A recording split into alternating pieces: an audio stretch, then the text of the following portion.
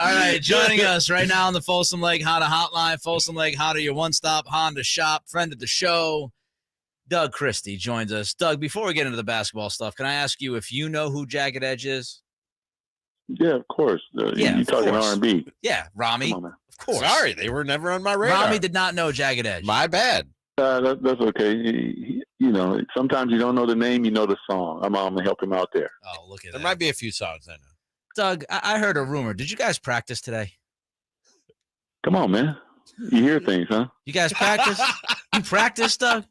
Yeah, you hear things? You're still in Portland. You clinched last night, and you had the guys practice today. Listen, man. You know what we trying to do? What are we trying to do? We trying to do that thing, man. All right. Okay. You know, I'm excited. I'm super happy. Like, yeah. But that is not it. We got a goal in mind, man. I thought for sure the fellas would get the day off, but I guess not. Was there any grumbling about practice after clinching the playoff spot? Any grumbling whatsoever? You don't have to name names, Coach. No, it just lets me know that they got the same goal that we got. Fair enough. All right. Well, we'll let you off the hook. I mean, you guys did clinch last night. So let me ask you, though, DC, how did you feel when it became obvious in the second half? I know you're a coach, but, I mean, we all knew that game was over about middle of the third quarter. How did you feel when it was obvious that this game was over and you guys are going to officially clinch that playoff berth? You know, I was super excited, man, but yeah, it's tough for me because I've been there, and my goal is extremely higher than making the playoffs. But I was super excited for the fan base, super excited for the guys, just watching all the hard work that they put in, the commitment and dedication and things that they sacrifice on a day-to-day basis, their family sacrifice to make this happen. So that part of me is super, super excited, man. But at the same time, it's, you know, I'm just built different when it comes to that. It's like, put it behind us because this is not our ultimate goal. We have to reach our ultimate goal. But I know the fan base. I could hear them in the arena. They obviously traveled down because they were lighting the beam in Sacramento.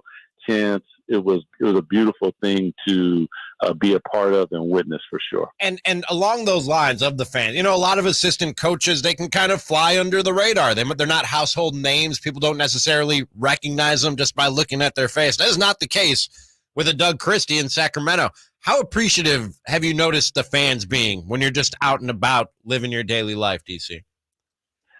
Man, it's all love, man. I mean, for me, to be honest with you guys, not a lot changes because the fans have always just, ever since I got there, it's been the ultimate love. And even when we were struggling, they wanted more, but they always gave me love. Now it's just, you can see it. There's more jerseys around. There's a pride that I've been wanting to come back for a long time, and to see them represent that on a day-to-day basis, like you're saying, whether I'm stopping to grab a coffee or I'm in the grocery store or wherever I'm at, just to hear them say something about the team in a positive light with pride is a true blessing, man. DC is what, though? So I think I could probably answer this question for you, but I'm going to ask it anyway. After the game, did the staff, did you and the other coaches, did you guys have a moment to kind of get together and just acknowledge or cherish that first goal that you guys had in mind? I know the ultimate goal, but that first step towards that ultimate goal, did you guys take a moment to kind of soak that in? I am not confirming and denying that adult beverages were had. There we go. I am not doing that. No, of course, man. I mean, it's a big time goal to be able to reach, and for everybody besides us to not believe it, and then for us to grind it out every single day and come in and bring the energy and the juice every day to those guys, whether things were on the upswing or we starting off 0-4 or however it was. There has to be some pride amongst us that we are able to continue to do that. And definitely for Coach Brown, I mean, like to come in, and I've said to you guys, like I always use, Jay knows this, I always use the word championship because that's truly how I feel.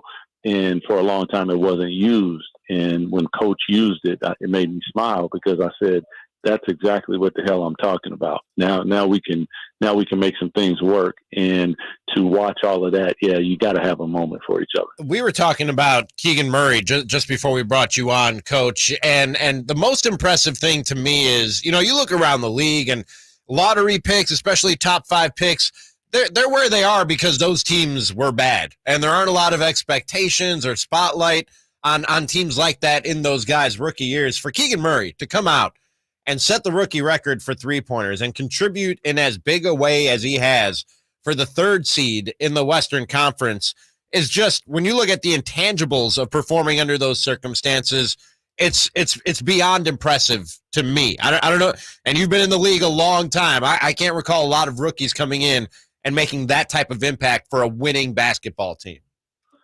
So who are we talking about? Keegan Murray. No, we're talking about Keegan Murray. Thank you, gentlemen. No problem, yes, sir. You are absolutely correct. I mean, but that's kind of his nature, man. To be honest, like he doesn't get too high, he doesn't get too low.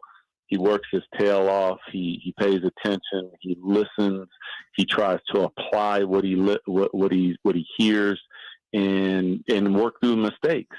And to see him do something with the names of a Steph Curry and the names that are on that list in a season that is of this type of success is really, really impressive, man, because the kid continues to improve. He goes out every night. Some nights he's gotten more minutes. Some nights he's gotten less minutes, but he doesn't let it affect him. He comes in, works his tail off, and then gets out there on the court and competes at a really high level. So super, super excited for him, man, because you're right. It usually doesn't go that way. You go to a team when you're picked that high, and that team usually doesn't do too well. And he's come in and contributed from day one. DC is with us. He's on the Folsom Lake Honda hotline. If I heard you correctly a couple of minutes ago, you mentioned outsiders not necessarily believing in you guys. Are you guys keeping track, or have you been made aware of the reports and some of the things that have been said on TV about teams targeting you in the first round? Is that, I don't want to say brought up nightly or whatever, but is that at least known to be out there? I mean, for the fans who've listened to me from day one, I always say it's funny until you start beating the hell out of people. That's I experienced that with the Kings. It's funny, and then all of a sudden it's not. So I won't say that it's something that you dwell upon, but anybody who has a competitive gene, and most of these guys, when you come up through basketball from a kid and then you go to high school and then you go to college and hopefully you make it to this, you're going to run into naysayers, and because you weren't that all the way. There are a couple guys who are probably ranked super, like Harrison, for instance. He was ranked super high all the way through. But most of us have struggled, and people didn't believe, and you use that as motivation.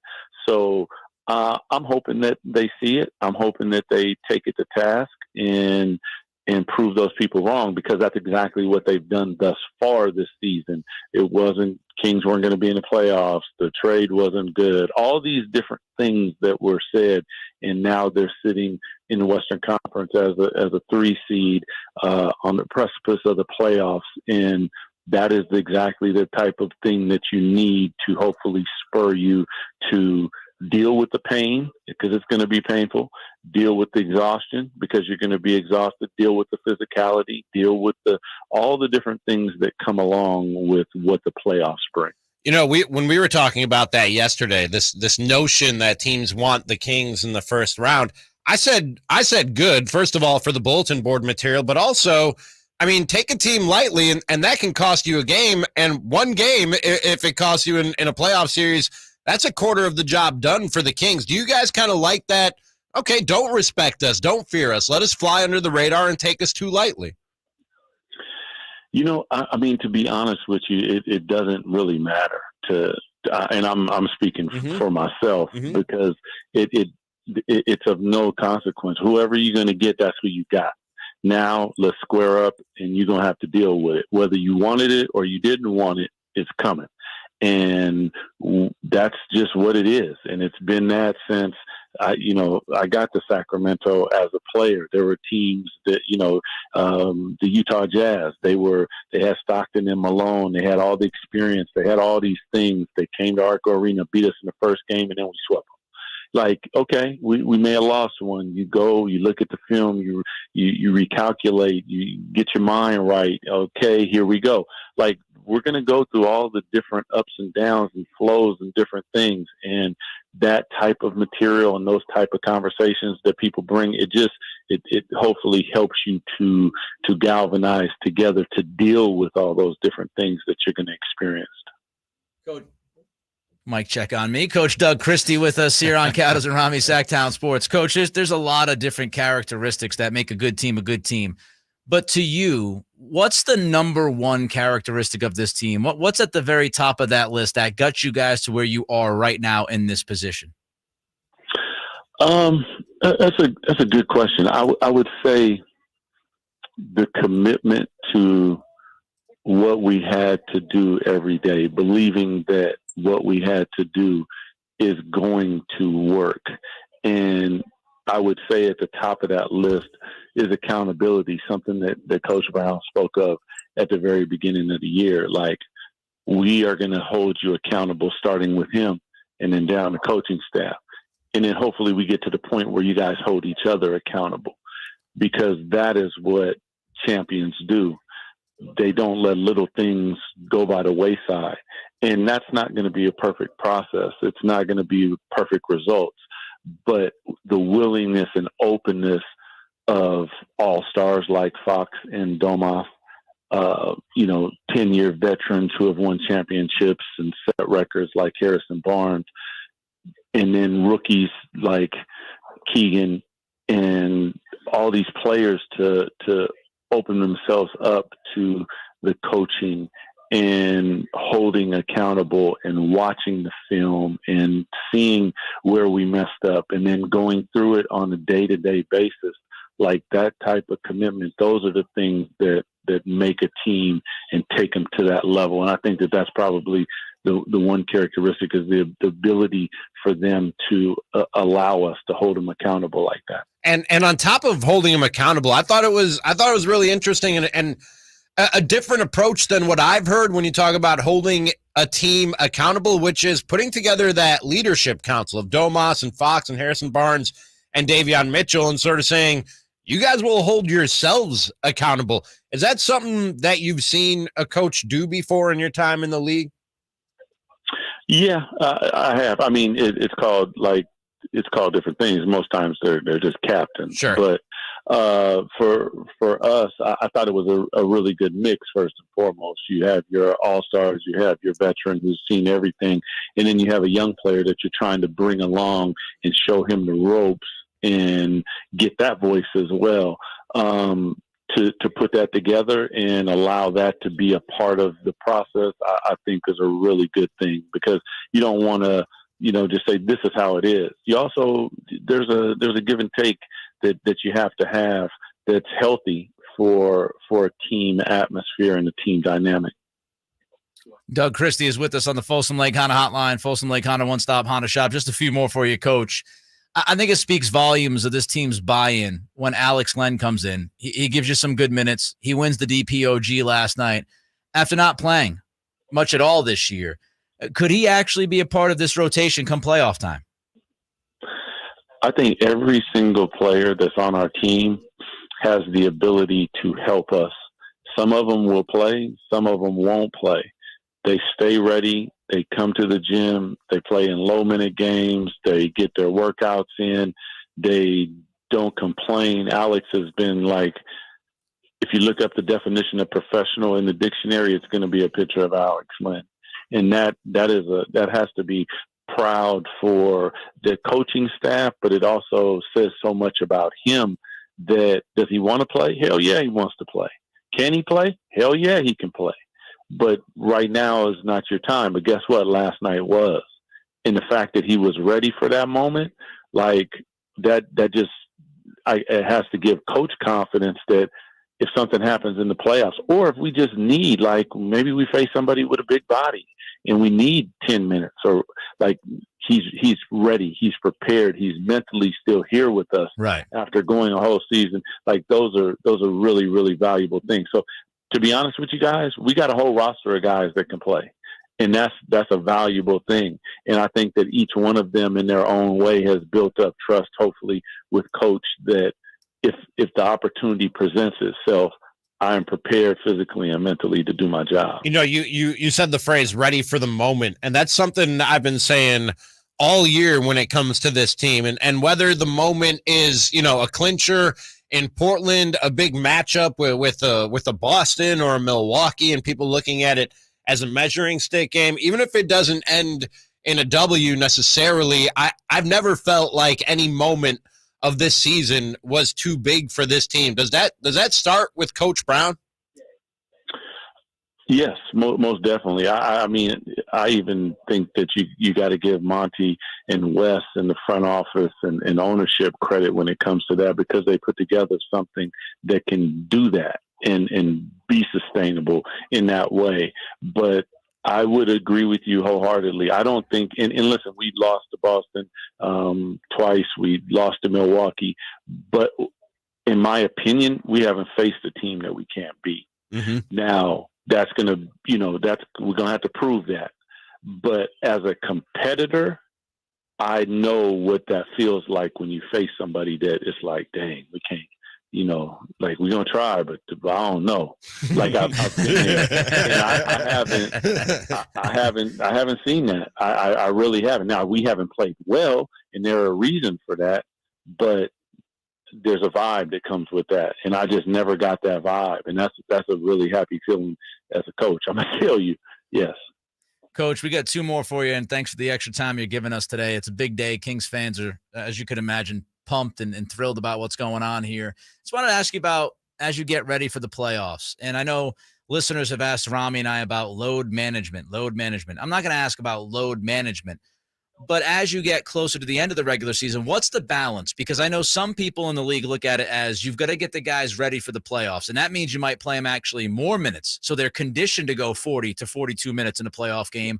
Other coaches say, no, we'll lean towards resting the guys in spots. Any idea where you guys will lean towards?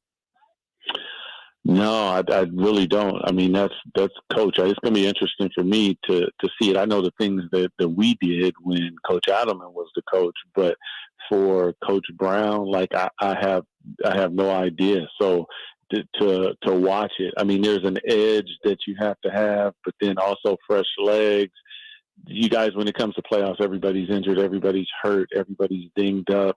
You don't have it, but it's really weird because the level goes to a level that if you haven't experienced it, it's just hard to say. It's like full steam plus 5 for as long as it takes, and everyone's willing to do it.